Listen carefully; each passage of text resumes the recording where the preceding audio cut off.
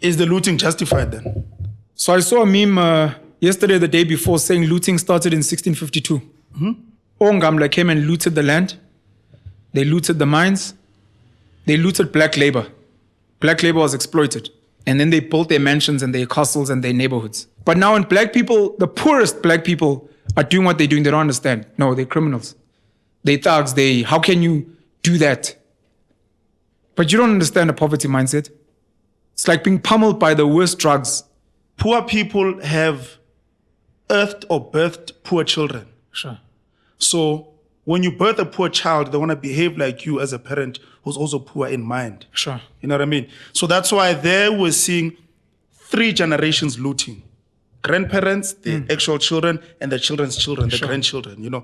It's because in all levels, there's a poor mindset that is there.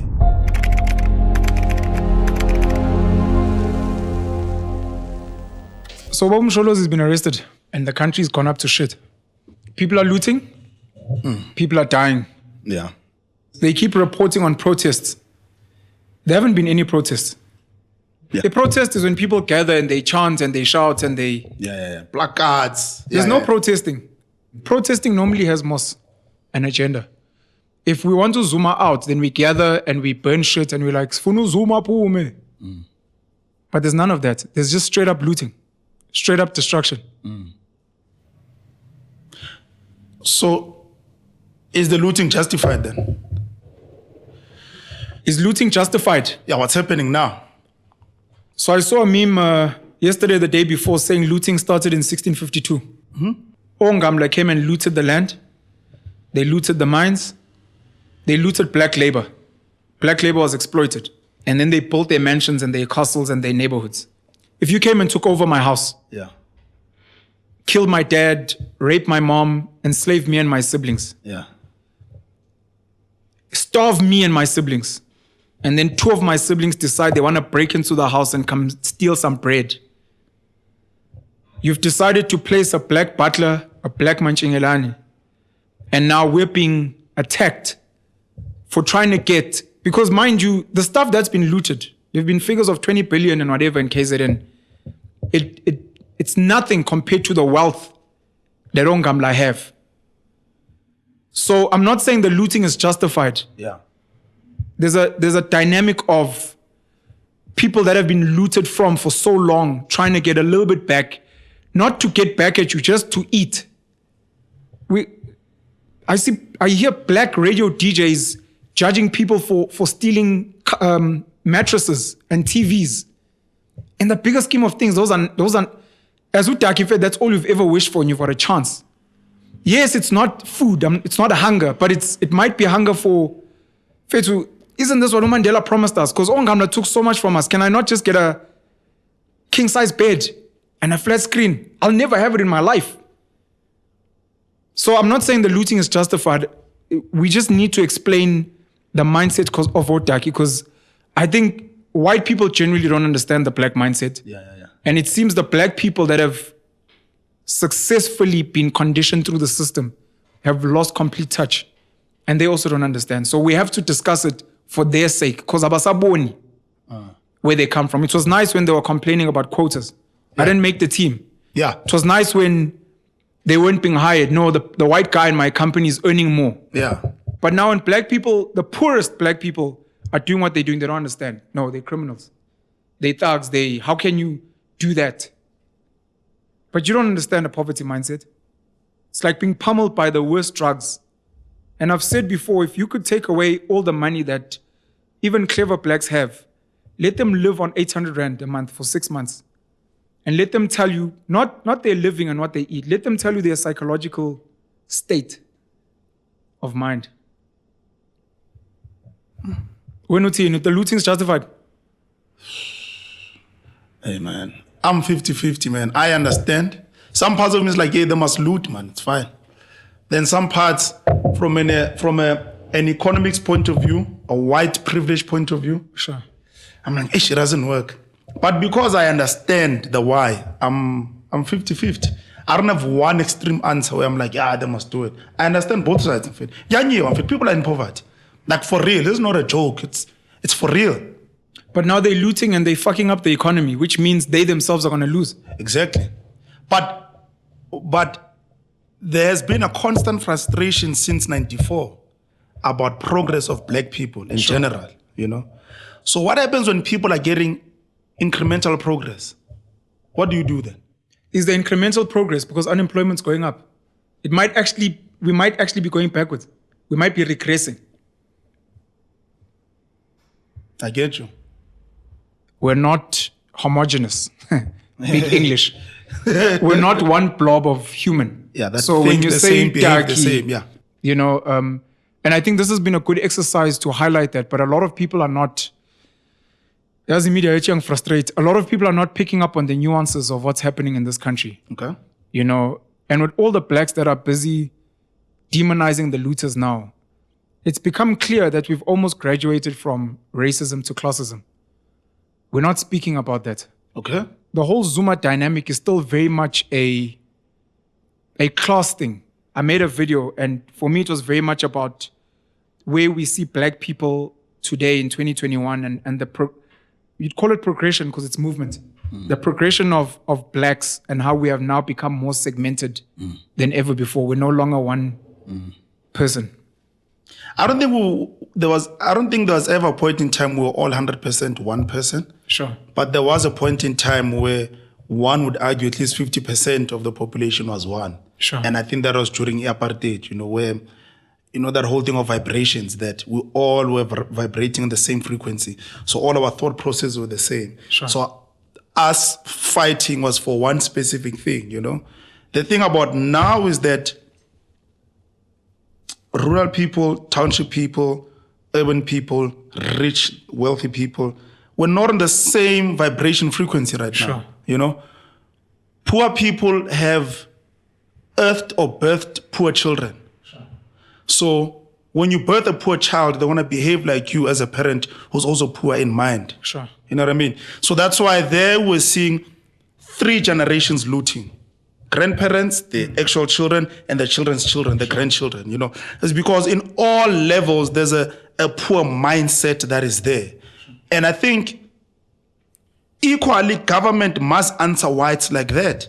Because we cannot say to people that make a plan, it's fine. You know, we kind of, it's like putting all kids in a classroom and say, no, all of you must get 100%. It's impossible. Not all of us are going to get 100%. That's why the teacher must focus on the ones that can't get that 60%, I'm told, or that 100%. Is poverty the only thing that pushes people to get to that point? No. We know this.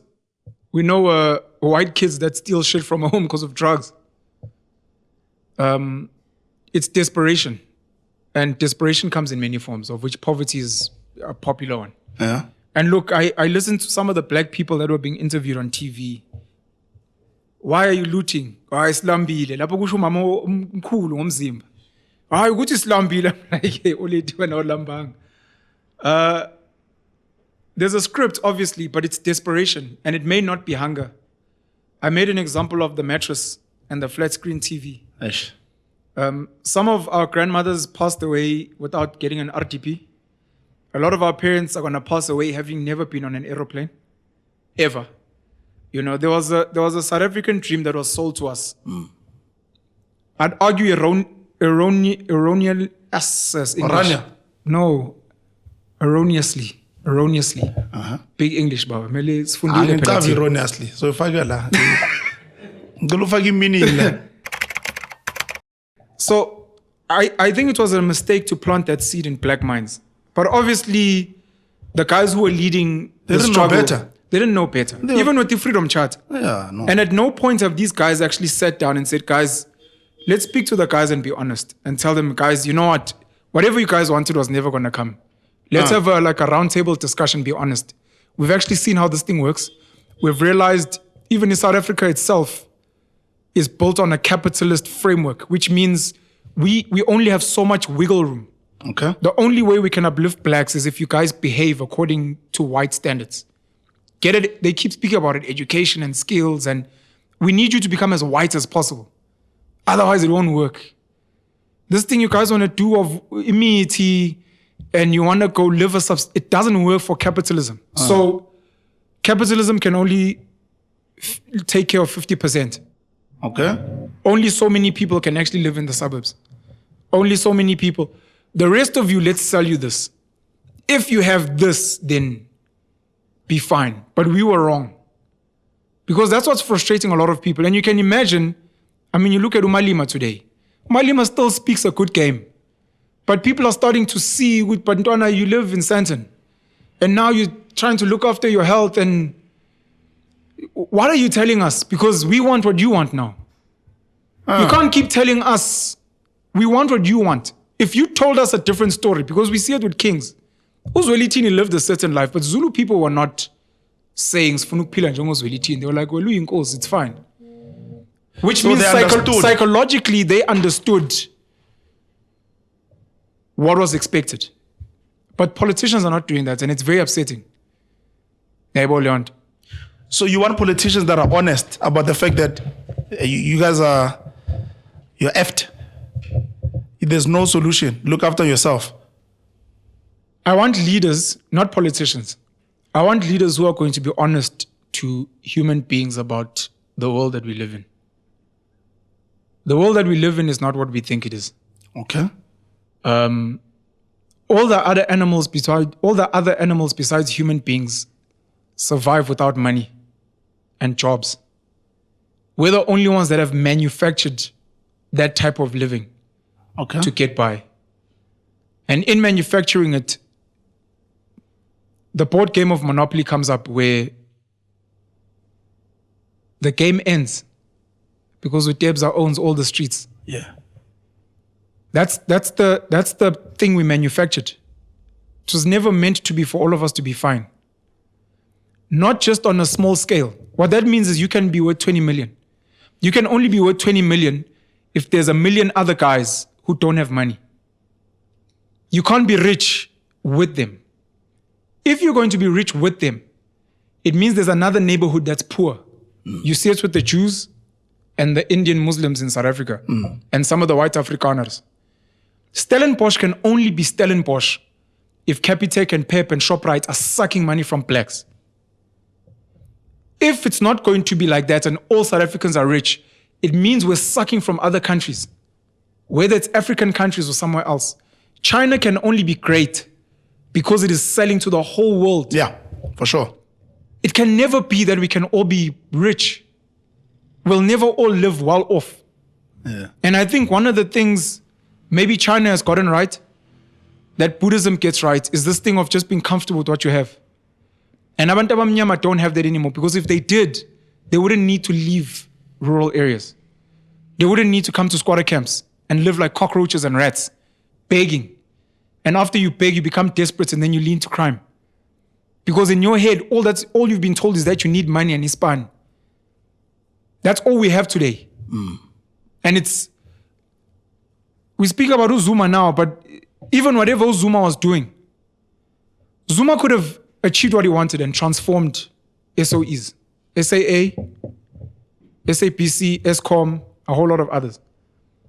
Those things would have only been allowed to fly in South Africa and in the global economy if they continued working like they work now, just with black faces. Because if you're going to change how they operate, white investors, the IMF, the World Bank, global people that want to come in here, they won't allow it. We don't have the weapons. We don't have the numbers like China. We're not a North Korea with nuclear weapons. We're not a Russia. It was never going to work. We see it with Zimbabwe today, where Mnangagwa has now asked white people, beg them, please come back. We'll give you land. We'll even give you money. Because we actually don't fucking understand what we're doing. We don't fucking understand this game that we're in. And if we can get the leaders that can be honest at least about that. That we don't understand. That we don't understand, and this is the game we're playing. I think hopefully from there, the next step, once we all know, guys, there can only be 100,000 doctors. There can only be 200,000 lawyers. Yeah. They understand, and once we've reached that number, forget. Stop sending kids to study law. Stop sending people. There can only be 10 big rappers in South Africa in any given year. There aren't enough gigs. Yeah. There isn't enough of a budget. And then from there, we can start going, what must other people now do? And if not capitalism, because clearly igcwele this year. This year bagcwele. Let me go back and do this other system. Is it farming? Is it socialism? Is whatever? At least sibe peace. We're not having that. You remind me of, I always speak to Humut about it, the periodic distribution, the law of inequality. Sure. He speaks about, at any given point, so he speaks about, this is such a word as the truest. It's the truest, yeah. It's one of the truest laws of all time. It's actually more true than most laws that we actually think of. And we've been running away from this law, which says there is the 80-20 rule, meaning that it's the law of inequality. There can never be a balance in society. This guy speaks about it's impossible. It has never existed. So he speaks about that carnivores make up 20%, but they'll eat 80% of the animals. LeBron James' salary he makes up 20% of the NBA, and him and his friends that are rich, but their salary is 80% of that whole system. You know what I mean? The land that is within SA, like the land that can produce anything, is owned by a minority in the country, but they own majority of it. So this guy speaks about that. Once you understand that inequality is part of life, then at least we can have an honest conversation to say, like what you're speaking about. Then what happens to the rest of the people? And find peace. But you know what's the thing though? How do you then find peace when you go on social media, you are seeing people live nice? So I think one of the reasons why people found peace back then could be the fact that there was no social media. There was no this thing that entices you to want more. There was nothing like that. No snam to drive an M3 in the hood. There was no thug. You're right. So there wasn't stuff like that. But right now is that because now we're exposed to these things. Too much. Yeah, one. So now the need into you itch. That's why you'd even steal that TV. Because you want to feel what it's like to have a 58-inch TV in your room. Young tall. So that's the thing about that. Once we tasted democracy, we started to open up our minds, and I think we open up our minds to the wrong information. That's why I appreciate China. They'll block Facebook, Twitter, Instagram, they'll block it. I remember I was in Spain, and I was exchanging numbers in WhatsApp. I was like, what are you? What is this thing? And I had to show them that, no, WhatsApp it was from Japan. It's like, this was in Spain? Yeah. It was like 4 or 5 years ago. Like literally, North Korea, South Korea, they decide when the internet would bring an influx of the West. Yes. You know what I mean?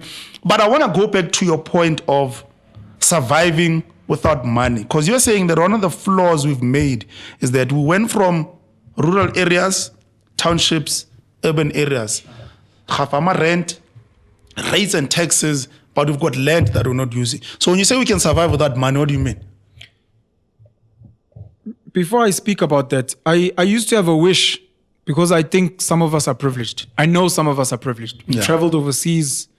We've made a bit of money. We live in white suburbs. We've seen the best of life, and we know the best people around. I used to have this wish of taking kids from Emakaya, Eslalini, the rural areas, bring them to Joburg, let them go to Gold Reef City, take them to Nelson Mandela Square, take them to a fancy restaurant, let them eat a 300 Rand meal, put them up in an expensive hotel. Okay. At the time, my mindset was, I want to motivate them. I want these kids to be like, shit, if this is what life has to offer, then I can fight. When I go back home, I'll study my ass off, I'll push. And then as I got to experience the world more, and I spent a lot of time, and I began understanding even this Pareto principle that you're speaking about, I realized the danger of exposing a lot of these kids to that, because what happens then is you've planted a seed. Okay. Your assumption is that it's a positive seed. These kids are going to go home and be motivated. Some of these kids go home, and for the first time in their lives, they realize that I'm fucking poor. Listen. They never knew they were poor until that day. They're like, fuck. So they'll try and push us, Gele. But this girl is maybe not in their blood, and they fail. And they get frustrated. And they hate their parents. You guys don't even have a one McDonald's. Hey, fair too. And that's when you start breeding a certain mindset where one day the kids are like, I want to go back to Gold Reef City. If I can't do it through academics and sports, it's going to be through crime. If flat screen, Baba, so you told her, fuck it. If it means I have to loot or hijack or whatever. Again, that desperation. Yeah. And you spoke about the seed that gets planted, which is exposure.